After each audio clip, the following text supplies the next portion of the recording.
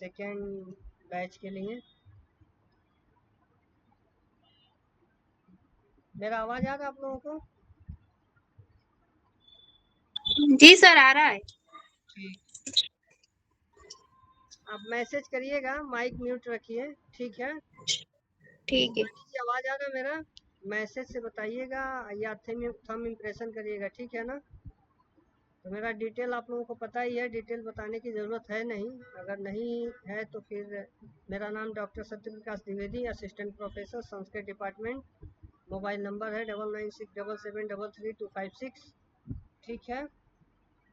तो इंट्रोडक्शन में ज़्यादा परिचय टाइम ना इन्वेस्ट करते हुए हम direct to the point in this topic, the Sanskrit syllabus and UGC NDA के द्वारा जो निर्धारित पाठ्यक्रम है हमारा यूजीसी का, उस पर देखते हैं, ठीक है? देखिए 25 नंबर कोड और 73 नंबर कोड दोनों को लेकर के आए हैं।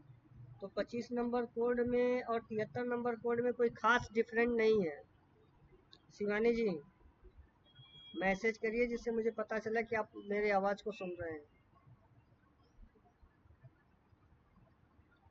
ठीक है?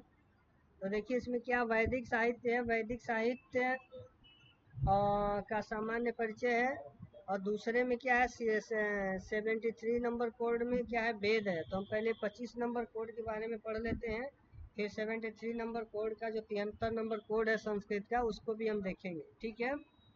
तो इसमें क्या है, वेद का काल। अब वेद के काल में 2-3 राइटर हैं, क्या है, मैक्स मुलर है, मैक्स मुलर के बाद ए वेवर्स, उसके बाद जैकोबिन, उसके बाद बाल गंगाधर तिलक और एस बिल्टन्स, भारतीय परंपरागत विचार, ठीक है? दूसरा टॉपिक क्या है, संहिता साहित्य। तीसरा क्या है, संवाद सूक्त। संवाद सूक्त में क्या है, पुरुष और उर्वशी, एम यमिनी, शर्मा पानी, उसके बाद विश्वामित्र नदी, और तीसरा जो है ब्राह्मण साहित्य, और चौथा आरण्य साहित्य, और पांचवा क्या है, वेदांग। वेदांग में क्या है, शिक्षा है, कल्प है, व्याकरण है, निरुक्ति है, छंद है और ज्योतिष है। ये 25 नंबर कोड की बात हो गई। अब हम बात करते हैं 73 नंबर कोड। आप लोग मैसेज करिए थंब इम्प्रेशन जिससे मुझे पता चले कि आप लोग सुन रहे हैं, ठीक है? अब 73 नंबर कोड का ध्यान से देखिए। इकाई 1, इसमें क्या है, वेद है। वेद में क्या आता है, वैदिक साहित्य, सामान्य परिचय, ऋग्वेद संहिता, सर्ग विचार, माध्यम, विंध्य संहिता, रुद्र रूपम, ठीक है? ब्राह्मण रूप, वेदास्य, उसके बाद आरण्य, पंच महायज्ञ और कुष्मांड होम, ठीक है? छठवां उपनिषद, श्रेय, प्रेयो मार्ग और नारद सनत कुमार संवाद। नारद और सनत कुमार का संवाद है। गायत्री, उसके बाद अनुष्टुप, बृहत, पंक्तियां, ये सब है। इसमें साहित्यिक परिचय है। उसके बाद निरुक्ति है, निरुक्ति के बाद देवता स्वरूप परिवार है, और क्या है, वेदांत प्रदर्शन है। उसके बाद आधुनिक युग में वेदोपयोग है, और 11वां क्या है, भानु और भानु संध्या चिंतन है, ठीक है? तो कुछ खास इसमें डिफरेंट नहीं है। जो 25 नंबर कोड में है वही 73 नंबर कोड में, थोड़ा सा अलग टॉपिक है। तो हम दोनों टॉपिक को लेकर के चलेंगे, ठीक है? ताकि जो 25 नंबर कोड का है उसको थोड़ा अच्छा नॉलेज मिल जाएगा 73 नंबर कोड का। 73 नंबर कोड को ऑलरेडी 25 नंबर कोड के बारे में पता होता है। तो हम अगले पेज पे चलते हैं। पहला UGC net second paper, unit 1, इकाई 1। इसमें क्या है, वैदिक साहित्य। वैदिक साहित्य में क्या है, आवाज मेरा आ रहा है आप लोगों को? तो बीच में मैसेज करते रहिए जिससे मुझे पता चले कि आप लोग सुन रहे हैं, ठीक है? वैदिक साहित्य क्या क्या है, वैदिक साहित्य का सामान्य परिचय है। सामान्य परिचय में क्या है, वेद काल, वेदों का काल। अब वेदों का काल क्या होता है, हर एक समय का काल होता है। काल मतलब समय, ठीक है? ये महाकाल वाली बात नहीं है, यहाँ समय की बात हो रही है, ठीक है? वेदों मतलब वेद का जो समय है उसके बारे में है, ठीक है? तो वेद का समय कैसे चलता है, तो इसमें मैक्स मूलर है, ए वेबर्स है, जैकोबी है, बाल गंगाधर तिलक है और एम विंटन्स है और भारतीय परंपरा का विचार है। तो वेद काल में 4 लोगों को पढ़ना है अपने को, ठीक है। इसमें सबसे ज्यादा मैक्स मूलर और बाल गंगाधर तिलक पे क्वेश्चंस आता है। उसके आगे क्या है, साहित्य संहिता साहित्य है। संहिता साहित्य कोई बहुत बड़ा विषय नहीं है, छोटा सा विषय है। उसके बाद संवाद सूक्त, संवाद सूक्त में क्या पढ़ेंगे, पूर्वा और उर्वशी का संवाद क्या है, एम और एमिनी का संवाद क्या है, शर्मा और पाणी का संवाद क्या है, विश्वामित्र और नदी का संवाद क्या है, ठीक है ना। ये 4 सूक्तियों का संवाद पढ़ेंगे। उसके बाद ब्राह्मण संहिता है, उसके बाद आरण्यक संहिता है, साहित्य है। ब्राह्मण साहित्य क्या है, आरण्य साहित्य क्या है। उसके बाद वेदांग, वेदांग में 4-5 शिल्प हैं, क्या है, शिक्षा है, कल्प है, व्याकरण है, निरुक्ति, छंद और ज्योतिष है। समझ में आ रहा है बात कि मैं यूं ही सिर्फ बोलते जा रहा हूँ।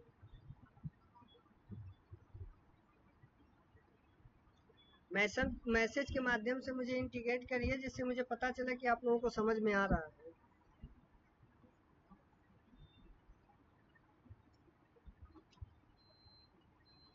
शिवानी जी, मेरा आवाज आ रहा है आपको?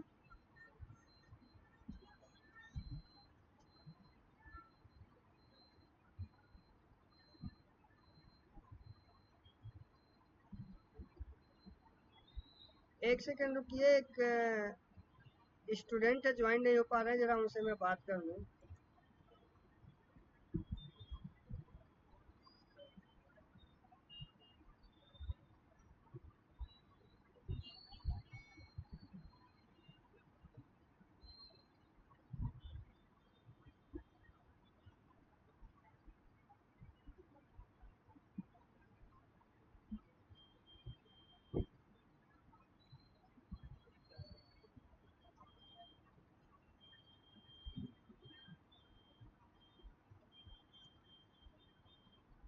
हाँ, दूसरा वाला जो लिंक है ना, यूजीसी नेट सेकंड पेपर, उस पे आप ज्वाइंट होइए ना।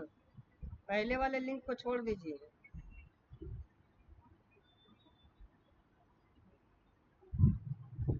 दूसरा वाला ना, सेकंड पेपर वाला कर रहे हैं कि फर्स्ट पेपर वाला, क्योंकि फर्स्ट पेपर वाला मैंने बंद कर दिया है ना।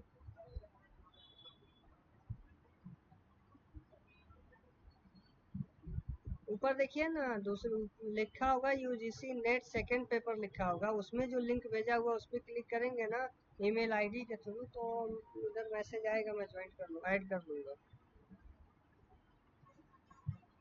नहीं नहीं, फर्स्ट पेपर वाला चालू नहीं है ना।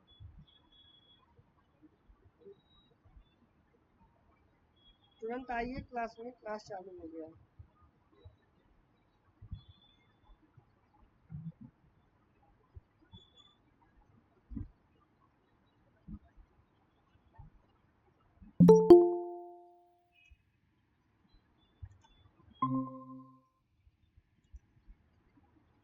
कभी भी आप लोग ज्वाइंट होते टाइम एक चीज़ का ध्यान रखिएगा कि हम फर्स्ट पेपर से ज्वाइंट हो रहे हैं कि सेकंड पेपर से ज्वाइंट हो रहे हैं, वही आपका पहचान रहेगा, ठीक है। क्योंकि दोनों का अलग अलग लिंक है, फर्स्ट पेपर का अलग है और सेकंड पेपर का अलग है, ठीक है। और टाइम के अकॉर्डिंग दोनों लिंक ओपन होगा। वो तो अच्छा हुआ कि मैंने देख लिया, नहीं तो ज्वाइंट ही नहीं होता।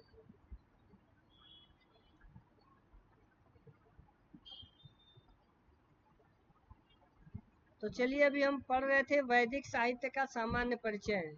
तो इसमें यूजीसी नेट सेकंड पेपर है, ये फर्स्ट पेपर पहले चलेगा, बाद में सेकंड पेपर चलेगा, ठीक है।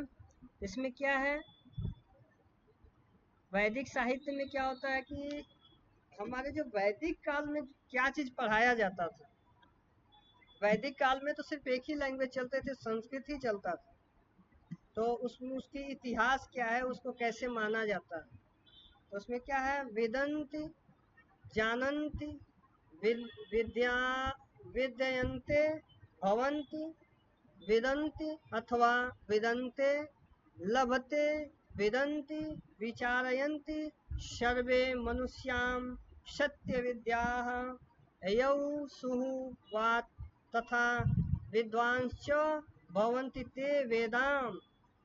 इस प्रकार के व्याख्यान की अर्थात जिनके द्वारा या जिनमें सारी सत्य विद्याएं जानी जाती हैं, या ऐसी विद्याएं जिस विद्याओं की उत्पत्ति से एक वेद रूपी वाक्य का उद्बोधन होता है, एक वेद रूपी पुरुष का उद्भव होता है, ठीक है ना, उच्चारण होता है। अब इसमें देखिए विदंत, विदंती ये वेद का शब्द है, जानंत, जानंत भी वेद का शब्द है, ये वेद का सब उच्चारण हो रहा है, ठीक है, इसमें विद्यमान है या प्राप्त की जाती हैं, ये वेद है, ठीक है ना।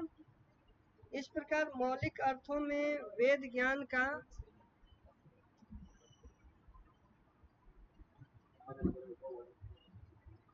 पर्याय है कि किंतु विद्या शब्द में विद्य मतलब दो और यह दोनों ज्वाइंट होता है।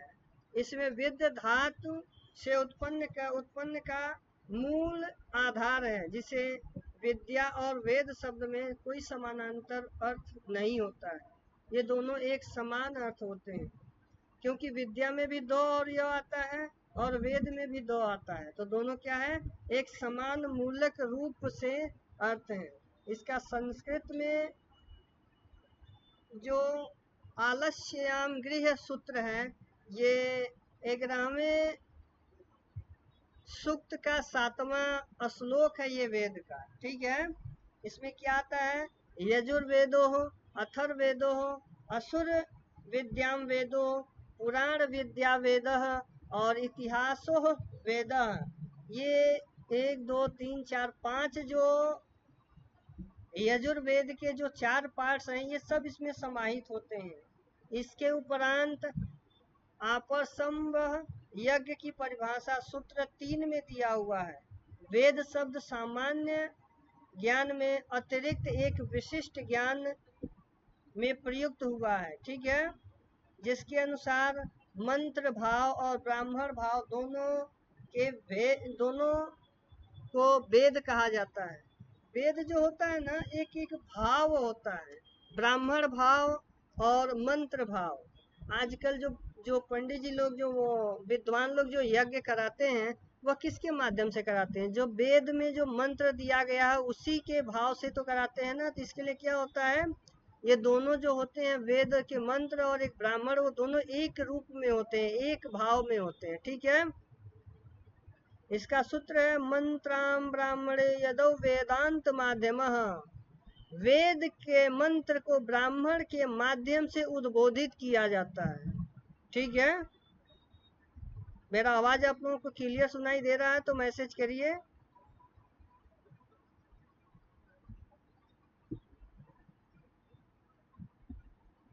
एक अन्य दृष्टि से वेद शब्द अपने संकुचित अर्थ में मंत्र भाग या संहिता भाग का एक परिचालक है, ठीक है, अर्थात सायणन में तैत्तिरीय संहिता भाष्य भूमिका में वेद की उपर्युक्त इसी प्रकार से दी गई है। मतलब वेद की जो परिभाषा है वो तैत्तिरीय संहिता भाष्य की भूमिका मानी जाती है। यह वेद में बहुत अच्छे से इसके रूप में प्रकाशित किया गया है, ठीक है।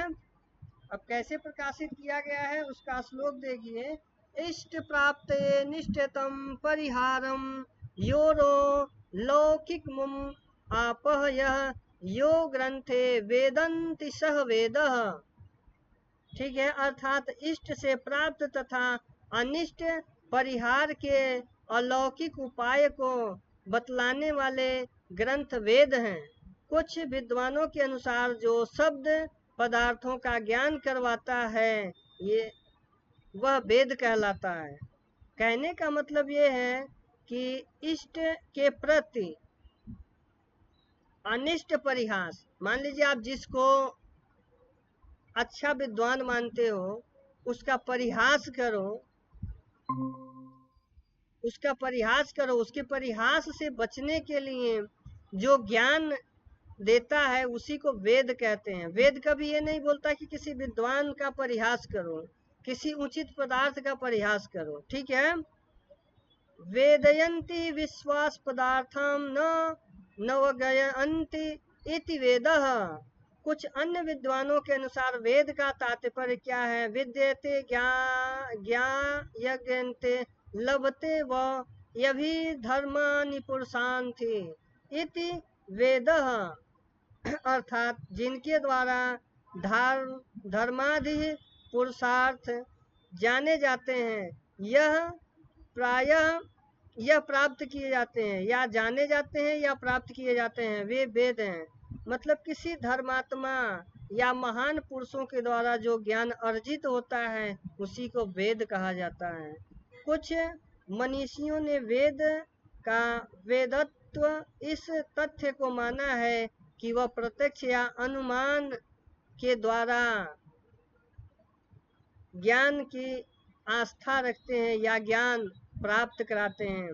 प्रत्यक्ष क्षेणम नो मित्यतम या अवा यजस्सोपायो न बुध्यते एतम विद्यन्ति वेदम तस्यम वेदस्य वेदता। ठीक है। कहने का आशय ये है कि भारतीय धर्म, साहित्य, समस्या और दर्शन सबको आधारशिला वेद के राज्य प्रसाद की अधिराष्ट्रीय मानी जाती है। मतलब जो हमारा वेद है वह धर्म, साहित्य, सभ्यता और दर्शन का एक पराकाष्ठ भूमिका है। ठीक है। हिंदी धर्म के अनुसार वेद तत्पर पुण्य महर्षियों के द्वारा दृष्टिगत ज्ञान प्राप्त कराता है, जिससे वैदिक ऋषियों ने मंत्रों द्वारा अभिव्यक्त करते हैं। इसी कारण ऋषियों ने मंत्र दृष्टा कहा जाता है। पहले के जो ऋषि महर्षि होते थे उनकी बड़ी इज्जत होती थी, उनकी। आजकल के जो ऋषि महर्षि हैं वह संस्कृत वैसे भी धीरे धीरे लुप्त हो रहा है, और ना इसको कोई जल्दी पढ़ना चाहता है और ना कोई इसको पढ़ाना चाहता है, क्योंकि लोगों को ये देखता है कि संस्कृत पढ़ने के बाद हमारे पास इन फ्यूचर में कुछ जॉब ही नहीं रहेगा। लेकिन पहले के लोग इसके मंत्र को अभिमंत्रित करके और काफी कुछ अर्जित कर लेते थे। ठीक है। तो इस श्लोक में वेद पुरुष यही बताना चाहते हैं। ठीक है। क्योंकि भारतीय परंपरा के अनुसार वेद किसी व्यक्ति विशेष की रचना न होकर वह एक वैदिक रचना की कृति मानी जाती है। महर्षियों ने ज्ञान और तपस्या के चरम सीमा पर पहुंचकर यह ज्ञान प्राप्त किया है। यह इतना अनमोल ज्ञान है कि जिसका कोई मोल नहीं है। हमारे जो पूर्वज हैं, जो हमारे ऋषि महर्षि थे, वह एक कठोर से कठोर तपस्या करके इस वैदिक ज्ञान का अर्जन किए थे, और हम लोग इसको धीरे धीरे लुप्त करते हुए जा रहे हैं। ठीक है। आगे क्या बोल रहे हैं? वैदिक साहित्य पद में अभिप्राय यह है कि वेद और उससे संबंधित साहित्य, वर्तमान में वेद के नाम से जो साहित्य जाना जाता है, उसमें 3 श्रेणी के साहित्य ग्रंथ सम्मिलित किए जाते हैं। पहला क्या है? संहिताएं, ऋग्वेद, यजुर्वेद, सामवेद और अथर्ववेद। दूसरी क्या श्रृंखला है? ब्राह्मण साहित्य और ब्राह्मण ग्रंथ, जो कि गद्यम है। ठीक है। प्रत्येक संहिता के साथ संबंध है, तथा ऐतरेय ब्राह्मण, शतपथ ब्राह्मण और जैमिनी ब्राह्मण तथा गोपथ ब्राह्मण आदि होते थे। तीसरा क्या है? आरण्यक और उपनिषद। आरण्यक ग्रंथ ब्राह्मणों के अंतिम भाग है और उनके अंशभूत उपनिषद ग्रंथ हैं, तथा ऐतरेय एतिरय आदि आरक्य आरण्यक बृहद, जिसको बृहद जातक भी बोलते हैं या बृहदायरक, और उपनिषद, इसको बृहद जातक ही समझिए, ठीक है ना। आदि उपनिषद, ब्राह्मणों में आरक्यों और उपनिषदों के अतिरिक्त वेदों के साथ एक अन्य प्रकार की साहित्य भी संलग्न होती है। कौन सी साहित्य संलग्न होती है? यह साहित्य वेदांग साहित्य कही जाती है, जो वेदांग के मुख्य सूत्र साहित्य है। इसके सूत्र ग्रंथों में प्रमुख कल्प साहित्य है, ठीक है, जिसके 3 भाग हैं। पहला कल्प सूत्र, दूसरा गृह सूत्र, तीसरा धर्म सूत्र। अब कल्प सूत्र के अंतर्गत शल्य सूत्र भी आते हैं, और सौत्र सूत्र में बड़े बड़े यज्ञों का सम्मान करने की प्रक्रियाएं वर्णित होती हैं। यह यज्ञ दैनिक से प्रारंभ होकर वर्ष के पर्यंत तक चलने वाले होते हैं, ठीक है। कुछ समझ में आ रहा है कि मैं ऐसे ही बोलते हुए जा रहा हूँ? मैसेज करो अगर कुछ समझ में आ रहा, तो नहीं आ रहा तो फिर इसको आसानी से बताते हैं।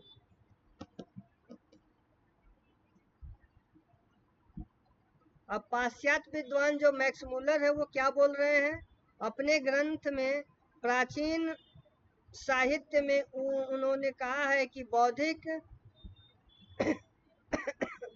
धर्म, ब्राह्मण धर्म और प्रतिक्रियाएं मंत्र ही हैं, जिसमें बौद्धिक धर्म का उदय होने तक संपूर्ण वैदिक साहित्य की रचना की जा चुकी होगी, ठीक है। उन्होंने वैदिक साहित्य को कितने 4 रूपों में बांटा है। पहले छंद काल, मंत्र काल, ब्राह्मण काल और सूत्र काल। यहाँ काल का मतलब समय है, ठीक है ना। पहला छंद काल में बांट दिया, दूसरा मंत्र काल में बांट दिया, तीसरा ब्राह्मण काल में बांट दिया, चौथा सूत्र काल में विभाजित किया, ठीक है।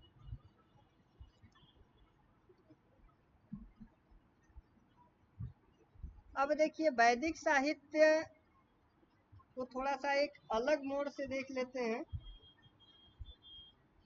क्योंकि ये जो नोट्स मैं लाया हूँ ये नोट्स एक बुक से नहीं है, मैं कई बुकों को निकाल करके फिर नोट्स बनाया हूँ। और शायद ये जो सेकंड पेपर का बैच है ना बहुत अच्छे से चलेगा, क्योंकि सेकंड पेपर के लिए बहुत सारे बुक हैं मेरे पास। फर्स्ट पेपर के लिए बुक थोड़े कम है, लेकिन सेकंड पेपर की बहुत सारे बुक हैं मेरे पास, ठीक है। वैदिक साहित्य का जो सबसे महत्वपूर्ण पार्ट है, यह भाषा विज्ञान के दृष्टि से भी वैदिक साहित्य अत्यंत महत्वपूर्ण है, ठीक है। यह वैदिक भाषा के विभिन्न भाषाओं को जोड़ करके एक आध्यात्मिक भाषा में परिवर्तित करता है, ठीक है। यह वेद और उपनिषदों के सामाजिक सामंजस्य को बढ़ाता है, और वेद ही सभी भारतीय भाषाओं को एक सूत्र में बांधने का काम करता है, ठीक है। भारतीयों में प्रकाश के स्तर को बढ़ाते हुए भारतीय परंपराओं एवं शब्द प्रेरणाओं को स्वीकार कराता है, जिसके अंतर्गत 4 वेद आते हैं। चारों वेदों में ऋग्वेद, यजुर्वेद, सामवेद और अथर्ववेद के माध्यम से इनका उद्बोधन होता है। आजकल जो आप लोग दैनिक दिनचर्या में देख रहे हो, जो कुछ भी होता है ये सबसे पहले हमारे वेद पुराण में सब वर्णित किया हुआ था, और उसी के आधार पे आज हम ये सारे कामकाज करते हैं, ठीक है। आज हम सिर्फ वैदिक साहित्य के इतिहास के बारे में देखेंगे, उसके बाद आगे का टॉपिक हम आगे देखेंगे, ठीक है। तो इसके इतिहास में कितने टॉपिक्स आते हैं? 4-5 टॉपिक्स हैं। पहला क्या है? देवता अग्नि, समृत विष्णु, इंद्ररूप रुद्र, बृहस्पति, अश्विनी, अरुण, उस और सोम। तो इसके बारे में आप जानते हो ये क्या है? कोई भी बताए क्या है ये?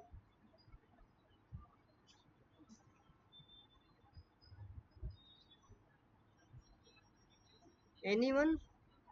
ये देवता क्या है, अग्नि क्या है, समृद्ध क्या है, विष्णु क्या है, इंद्र रुद्र क्या है, और बृहस्पति क्या है, अश्विनी क्या है, वरुण क्या है, उषस क्या है और सोम क्या है।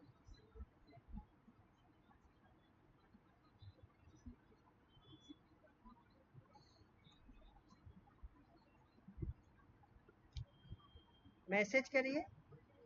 देखिए आप गलत बोलेंगे ना तो ही वो सही होगा, अगर गलत भी आप नहीं बोलोगे तो मुझे क्या समझ में आएगा कि आपको क्या समझ में आ रहा है।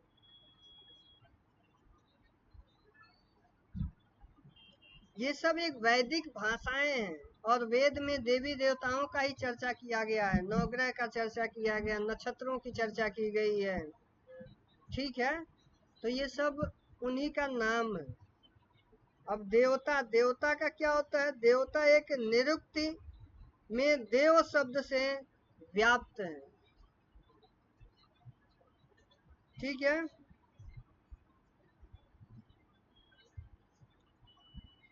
कोई मैसेज नहीं कर रहा, सुन रहे हो आप लोग कि मैं ऐसे ही बोल रहा हूँ? अच्छा सुन रहे हैं शिवानी जी। गोपाल जी सुन रहे हो बात को?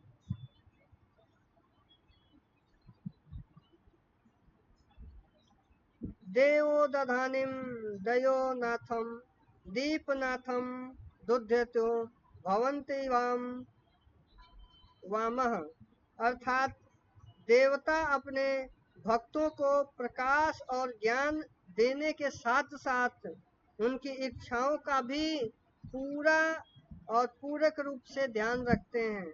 यह ऋग वैदिक देवता संख्या, ऋग वैदिक देवताओं में ये गुण पाए जाते हैं। यह 3 भागों में विभक्त है। ऋग वैदिक देवताओं की कितनी संख्याएं हैं, तो 33 संख्याएं। ये क्वेश्चन आता है, ऋग वैदिक देवताओं की संख्या कितनी है, तो 33 है। इसको कितने भागों में बांटा गया है, तो 3 भागों में विभाजित किया गया है। पहला क्या है, 11 जो हैं वो पृथ्वी स्थानीय हैं और 11 अंतरिक्ष स्थानीय हैं और 11 जो हैं वो ध्रुव स्थानीय हैं। अब मुझे कोई बताएगा कि पृथ्वी, अंतरिक्ष और ध्रुव क्या होता है?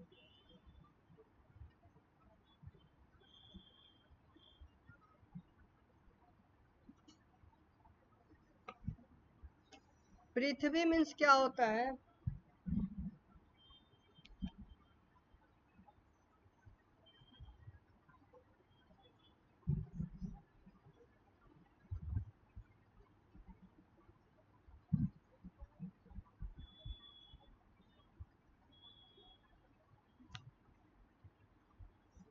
हम्म,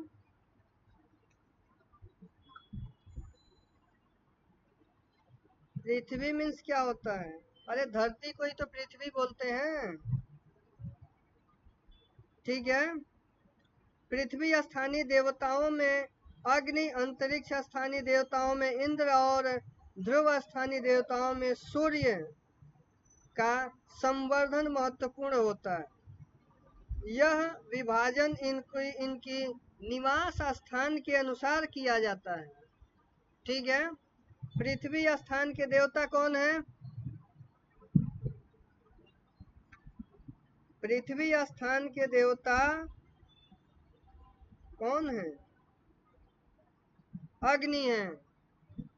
अंतरिक्ष स्थान के देवता कौन है? इंद्र हैं। ध्रुवीय स्थान के देवता कौन है? सूर्य हैं। ये क्वेश्चंस बनता है। ठीक है, यह विभाजन इनके निवास स्थानों के अनुसार किया जाता है। आगे, शपथ पथ ब्राह्मण में 18 वसु, 11 रुद्र और 12 आदित्य, 1 इंद्र और 1 प्रजापति को मिलाकर 33 देवताओं का उल्लेख होता है। बात समझ में आ रही है? 8 वसु, 11 रुद्र, 12 आदित्य, 1 इंद्र और 1 प्रजापति। ज्वाइंट करो, प्लस करके बताओ। 8, 11, 12, 1 और 1 मिला के कितना हुआ? जोड़िए, ये सब मिलाकर के कितना होता है? 33 देवताओं का उल्लेख मिलता है। ठीक है, यद्यपि ऋग्वेद के तीसरे सूक्त के 9वें अध्याय का 9वां श्लोक क्या बोलते हैं? शतपथ ब्राह्मण के 11वें सूक्त के 6वें अध्याय के तीसरे संवाद के 4था श्लोक तथा अखण्य शास्त्र के 8वें अध्याय के 21वें सूत्र का 14वां अध्याय है, जिसमें श्री सूक्त देवताओं की संख्या 3339 निर्दिष्ट की गई है। यह संख्या परिवर्तनशील होती है। कैसे?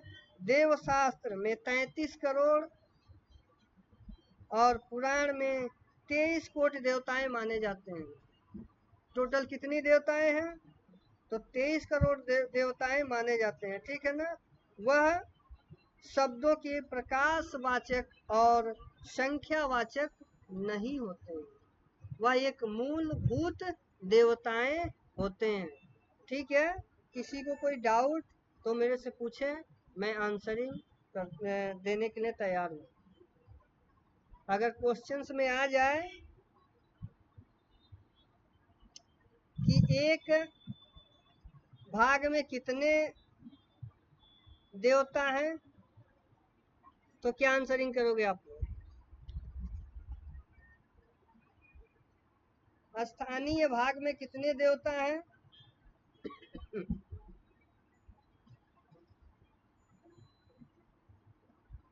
तैतीस देवता है ना बेटा? नहीं, 33। कैसे हैं? 8 वसु, 33 कोटि होते हैं, वो तो सब मिला के होते हैं बेटा। 8 वसु, 11 रुद्र, 12 आदित्य, 1 इंद्र और 1 प्रजापति। इसको याद कर लो, ठीक है। अगला क्या है? अग्नि है। अग्नि में क्या है? महत्व की दृष्टि से अग्नि का स्थान सर्वोपरि है। जो अग्निदेव हैं, महत्वपूर्ण के दृष्टिकोण से इनका जो स्थान है वह सर्वोपरि स्थान है, लेकिन ऋग्वेदिक देवताओं में इन्हें इंद्र के बाद दूसरा स्थान माना जाता है। क्वेश्चन आ जाए कि किसके बाद अग्नि का नंबर आता है, तो इंद्र के बाद अग्नि का दूसरा नंबर आता है। तो किस वेद के अनुसार? तो ऋग्वेद के अनुसार, ठीक है। ये क्वेश्चंस बनते हैं। अगला क्वेश्चन क्या बनेगा? पृथ्वी स्थानीय इन देवताओं की स्तुति 200 सूक्तों में की जाती है। अब पूछ ले क्वेश्चन कि पृथ्वी स्थानीय जो देवता है उनकी कितने सूक्तियों में स्तुति की जाती है? तो 200 सूक्तियों में स्तुति की जाती है। बात समझ में आ रही है हमारा? यज्ञादि प्रधानता के कारण प्रायः सभी मंडलों में प्रारंभिक सूक्त अग्नि सूक्ति को ही संबोधित किया जाता है। इस जनमानस पटल पे अगर कोई यज्ञ वगैरह हो रहा है, कोई पूजा पाठ हो रहा है, तो अगर उसमें हवन ना हो तो वह पूजा पाठ पूर्ण नहीं माना जाता है। जब तक पूर्ण आहुति न दी जाए, अग्नि देवता को आवाहन न किया जाए, तब तक उस यज्ञ का न जजमान को प्रतिफल मिलता है और न जो कराता है उसको प्रतिफल मिलता है। इसके लिए यह सर्वोपरि है, ठीक है। क्वेश्चंस बनता है इससे। आगे क्या है? अग्नि को द्विमात्रिक कहा गया है क्योंकि इनकी उपस्थिति 2 समिधाओं में होती है। कौन कौन सी? घर्षण और कहीं कहीं पे त्रैत्रिक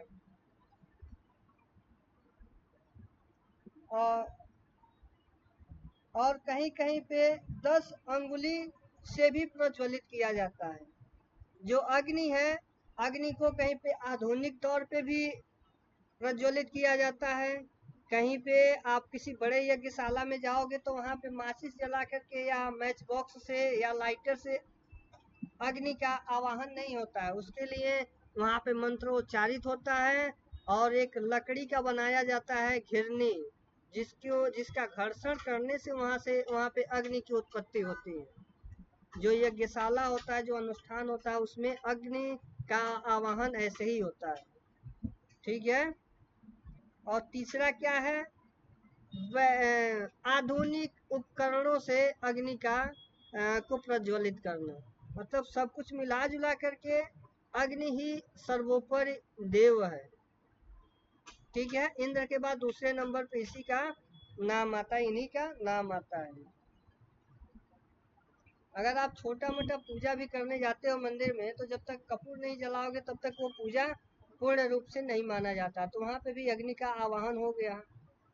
ठीक है। घर पे अगर सत्यनारायण भगवान का कथा सुन रहे हो तो भी हवन कराओगे लास्ट में, तो वहां पे भी अग्नि का आवाहन हो गया।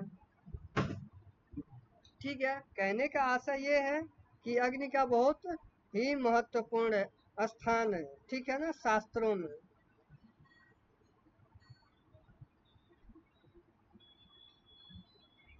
आगे क्या बोलते हैं,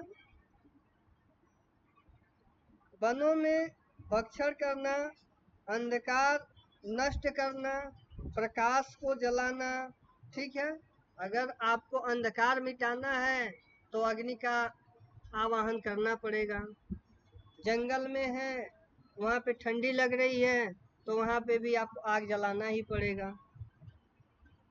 ठीक है। ये सब अग्नि सूक्त का एक महत्वपूर्ण पार्ट्स है, और क्वेश्चंस इसमें घुमा फिरा करके क्वेश्चंस आता है। ठीक है। तो इस पे आप इसको पढ़ लीजिएगा अग्नि को, और उसमें कुछ डाउट होगा तो मेरे से पूछिएगा, मैं बता दूंगा। अगला हम क्या पढ़ते हैं, सवृति। सवृति क्या है, सवृति ध्रुव स्थानीय देवता है, या ऋग्वेद के 11वें सूक्त में इसकी गणना की गई। हम थोड़े थोड़े सारे पार्ट्स को टच करेंगे, हर एक एंगल्स को देखेंगे ताकि कोई डाउट ना रहे। ठीक है। बाकी उसका डिस्क्रिप्शन आप अच्छे से पढ़िएगा, डिस्क्रिप्शन में नहीं समझ में आएगा तो हम उसका निराकरण निकालेंगे, क्योंकि हमें क्वेश्चंस आंसर्स भी देखना है। रोज का 10 से 15 क्वेश्चंस हम देखेंगे इसमें से। ठीक है। आज खैर क्वेश्चंस नहीं देखेंगे, आज सिर्फ डिस्क्रिप्शन में ही टाइम हो जाएगा, बट कंटिन्यू हमारा यही बना रहेगा कि हम क्वेश्चंस को भी लें। ठीक है ना। सर्ववृत्ति जो तीसरा नंबर है वो क्या है, एक ध्रुव स्थानीय देवता है। यह ऋग्वेद के 11वें सूक्त में इसका वर्णन या इसका गुणगान मिलता है। सविता का स्वरूप मुख्य रूप से अलौकिक और स्वर्णिम होता है। उनके नेत्र, हाथ, जीभ सभी स्वर्णिम है, इसीलिए इन्हें स्वर्ण नेत्र या स्वर्ण पाद या स्वर्ण हास्य या स्वर्ण जीवा से भी संबोधित किया जाता है। ठीक है। किन्हीं स्थानों पर इन्हें लौह या जबड़ों वाले भी कहा जाता है। ठीक है। इनके केस पीले और सुनहरे होते हैं। इनका वाहन रथ स्वर्ग की आभा वाला है, और रथ में घूसे सोने की तरह चमचमाती रहती है। ठीक है। रथ के 2 से अधिक लाल घोड़े लगे होते हैं। ठीक है ना। इस प्रकार इनका विश्व भ्रमण करने में काफी आसानी होता है। यह अश्व की बात कर रहा है। ठीक है। जो इंद्र के पास जो अश्व है, जो रथ है, उसकी बात हो रही है। वैदिक साहित्य में सिर्फ अग्नि, इंद्र, बृहस्पति, वरुण और यम और सोम, ये 4-5 देवताओं का ही वर्णन ज्यादा मिलता है यूजीसी नेट के माध्यम से। ठीक है ना। अब अगला आगे क्या कर रहे हैं, इन्हें कभी कभी असुरी या प्राणी शक्ति के नाम से भी पुकारा जाता है। ठीक है। अगला क्या है, स्मृति उद्योग होते हुए भी सूर्य की शक्ति के स्वरूप से इनका सविता से अधिक प्रत्येक कार्यों में संबंधित होते हैं। जैसे सूर्य चमचमाते हुए रहते हैं, वैसे ये भी चमचमाते हुए दिखाई पड़ते हैं। ठीक है। इनकी अतः यह प्रायः आश्वत और श्वेत स्वर्णिम आदि क्रियाओं का मुख्य रूप होते हुए यह प्रयुक्त दिखाई देते हैं। इसके लिए पवित्र गायत्री मंत्र संबंधित सवित्री से ही माना जाता है। जो गायत्री मंत्र है वो यही से उसका उच्चारण किया जाता है और माना जाता है, क्योंकि गायत्री मंत्र में सूर्य भगवान का विशेष महत्व होता है। ठीक है,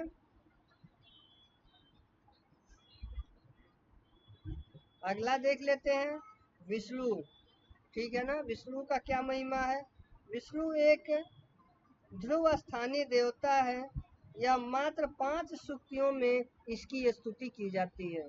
ठीक है, परंतु महत्ता के दृष्टिकोण से सर्वोच्च पद को प्राप्त करते हैं। इनका बहुत महत्व योगदान है। यह तीनों लोकों में अपनी कीर्ति को फैलाए हुए हैं। ठीक है ना, अब 3 लोक कौन सा होता है, भूलोक, पाताल लोक और स्वर्गलोक। ठीक है, स्वर्गलोक पता है, भूलोक पृथ्वी को बोलते हैं, पाताल लोक आपको पता ही है। ठीक है,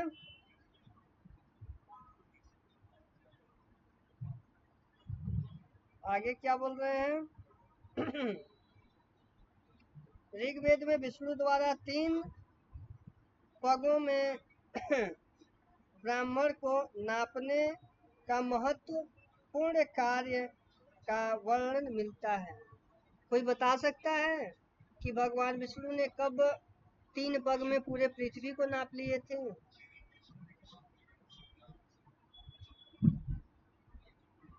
यह कथा उस समय की है जब राजा बलि पूरे तीनों लोकों को जीत लिया था और अपने आप को बहुत बड़ा, उसके अंदर घमंड आ गया कि मेरे से बड़ा बलशाली कोई नहीं है। और उस समय भगवान विष्णु सोचे कि अब धरती पे सत्य का तिरस्कार हो जाएगा, तो उन्होंने धर्म की स्थापना करने के लिए भगवान वामन रूप को धारण किया और धारण करने के बाद राजा बलि के पास आए। और राजा बलि बड़ा थोड़ा सा घमंडी टाइप का था कि नहीं, हम बहुत बड़े दानवीर हैं और बहुत प्रतापी राजा हैं, मतलब नाना प्रकार की उलाहना देता था, ब्राह्मणों का अनादर करने लगा, मंदिरों का क्षति पहुंचाने लगा, मतलब पूरे तरीके से धर्म परास्त होने लगा। तो भगवान विष्णु ने वामन रूप धारण करके जब भूलोक पे आए तो राजा बलि से उन्होंने बोला कि आप दानवीर हो, आपके वहां से कोई ब्राह्मण खाली नहीं जाता। तो बोला हाँ सही बात है, आप बताइए आपको क्या चाहिए। तो भगवान विष्णु ने बोला कि मुझे 3 बक धरती दे दीजिए। तो बोला कि नहीं, आप बोलिए तो हम 3 जगह का राज्य आपको दे देते हैं। बोला नहीं नहीं, मुझे 3 पग धरती ही चाहिए। तो उसमें राजा बलि के गुरु, असुरों के गुरु शुक्राचार्य हुआ करते थे और अभी भी शायद शुक्राचार्य ही होंगे। मतलब देवताओं के गुरु बृहस्पति हैं और असुरों के गुरु शुक्राचार्य हैं। तो शुक्राचार्य ने बलि को बहुत ज़्यादा समझाने की कोशिश किया कि नहीं, ये भगवान विष्णु का छल रूप है और आपको छलने की कोशिश कर रहे हैं। तो भगवान विष्णु बलि से बोले कि क्या आप दान देने में असमर्थ हो। तो बलि ने शुक्राचार्य से बोला कि अगर भगवान भी हैं तो भी कोई दिक्कत नहीं है, हम स्वेच्छा पूर्वक इनको 3 पग धरती देने का वचनबद्ध हूँ, मैं वचन देता हूँ। फिर उन्होंने कमंडल से जल निकाल करके और संकल्प कर रहे थे। तो उस समय शुक्राचार्य जी ने जो कमंडल का ये पार्ट्स होता है, ऐसे जल गिरने वाला, वहाँ पे जाके बैठ गए। तो जल का प्रवाह रुक गया, जिसकी वजह से उन्होंने कुश का एक छोटा सा तीर्ण लेकर के उसमें भगवान विष्णु ने उस क्षेत्र में जब पहुंचा तो शुक्राचार्य के आंखों में जाके लगा। जिसकी वजह से उसकी एक आंख खराब हो गई। ठीक है। और उसके बाद राजा बलि ने अपने संकल्प को पूरित किए। भगवान विष्णु उसी टाइम तीन ही पग में स्वर्गलोक, भूलोक और पाताल लोक को नाप लिया। राजा बलि का उद्धार हुआ। भगवान धर्म की स्थापना करके पुनः अनेकों साल पृथ्वी पे जनहित का कल्याण किए, धर्म का पालन किए, धर्म की रक्षा किए और अपने धाम को गए। फिर राजा बलि बोला कि भगवान बोले कि बलि तुमने तीनों लोक तो दान दे दिया, अब रहोगे कहाँ? तो उसको पाताल लोक में भेज दिए राजा बलि को। तो राजा बलि पाताल लोक में चला गया अपने उसके साथ निवास करने के लिए। उसी समय राजा बलि की एक कहानी और मिलती है कि राजा बलि की कोई बहन थी। उन्होंने बालक को देख करके बोला कि अगर ये बालक हमारा होता तो हम इसे स्तनपान कराते हैं। भगवान विष्णु को ये शब्द सुनाई दे दी। वो तो आदि अनंत देव हैं विष्णु भगवान। तो उन्होंने आशीर्वाद दिया कि ठीक है, अगले जन्म में तुम हमें अपना स्तनपान जरूर कराओगे। वही जब कृष्णा अवतार हुआ भगवान का, तो वही क्या बन के आई थी भगवान को मारने के लिए? कौन सी राक्षसी बनी थी? उतना बन के वही आई। तो ये जो कहानी है वो वहां से जुड़ती है। पूतना जो थी वो राजा बलि की पूर्व जन्म की बहन थी। तो ना उसका पूर्व जन्म बना और ना ये जन्म बना। इस जन्म में भी छल रूप से भगवान को मारने के लिए आई, तो भगवान ने उसको परम धाम को पहुंचा दिया। तो इस तरीके से भगवान विष्णु की अनन्य महिमा है। और हमने 3 तो पढ़ लिया, चौथा भगवान विष्णु के बारे में हम पढ़ेंगे, लेकिन कल पढ़ेंगे। ठीक है। अब ये तीनों टॉपिक्स में किसी को कोई डाउट है? वैदिक इतिहास बहुत लंबा इतिहास है, तो ये शायद 2-4-5 दिन चलेगा ये टॉपिक। तो मेरे से क्वेश्चन पूछ सकते हैं, मैं क्वेश्चन का आंसर देने के लिए रेडी। गुरुजी, आज वाली रिकॉर्डिंग मिल जाएगी क्या हमको, या नोट्स कुछ? पूरी रिकॉर्डिंग मिलेगी। मैं धीरे धीरे करके सारा रिकॉर्डिंग अपलोड कर रहा हूँ। फर्स्ट पेपर का भी रिकॉर्डिंग मैंने 2-3 डाला है, और धीरे धीरे करके सारी रिकॉर्डिंग्स मैं संडे तक डाल दूंगा। और इसकी भी रिकॉर्डिंग, सब रिकॉर्डिंग मिलेगा। ठीक है, उसमें कोई दो राय नहीं है कि आपको रिकॉर्डिंग। नहीं, जैसे ये आज का रिकॉर्डिंग मिलता तो कल हम उसको नोट कर लेते और फिर कल से दूसरी कक्षा लेने लग जाते। हाँ ठीक है।